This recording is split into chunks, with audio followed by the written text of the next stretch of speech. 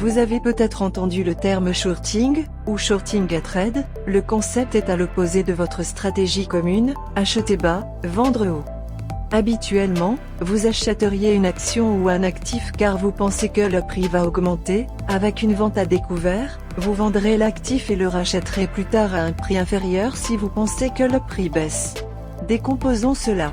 En investissant, vous gagnez de l'argent grâce à la différence entre le prix d'achat et de vente, donc effectivement, vous avez besoin que la valeur de l'actif augmente pour à la fois couvrir vos frais de négociation et réaliser un profit.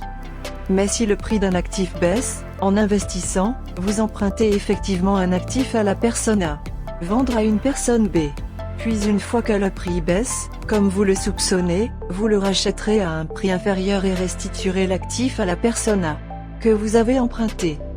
Votre profit provient de la différence entre votre prix de vente et votre prix d'achat.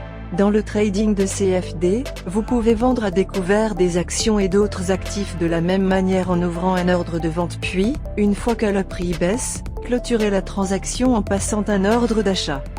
Dans ce cas, vous n'empruntez pas l'actif car vous traitez directement avec votre courtier. Quand le court-circuit tourne mal, une personne qui vend à découvert parie effectivement contre une entreprise ou un actif en croyant qu'elle échouera. Si l'on regarde le phénomène GameStop, de nombreux fonds spéculatifs avaient parié contre cette société, l'appelant le prochain blockbuster, comme le magasin de vidéos qui ne pouvait pas s'adapter au changement des temps. Cette pression de vente à la baisse a maintenu le cours de l'action de GameStop à un niveau bas. Un groupe d'investisseurs de détail et pour la plupart débutants s'est réuni sur un forum et a décidé qu'avec leur pouvoir combiné, ils pouvaient acheter les actions.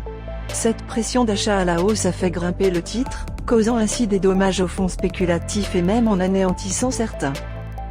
Cet effet a été appelé une compression courte, serrant tous les shorts, ceux qui avaient vendu le stock. Pour vous, le trader, la vente à découvert peut être une stratégie puissante en période d'incertitude lorsque les actifs perdent continuellement de la valeur et c'est une stratégie à ne pas négliger. N'oubliez pas que vous pouvez vendre à découvert des actifs tels que la crypto, les devises, les actions et les matières premières avec le trading de CFD ici chez Avatrade, l'un des courtiers les plus réglementés au monde. Bonne négociation.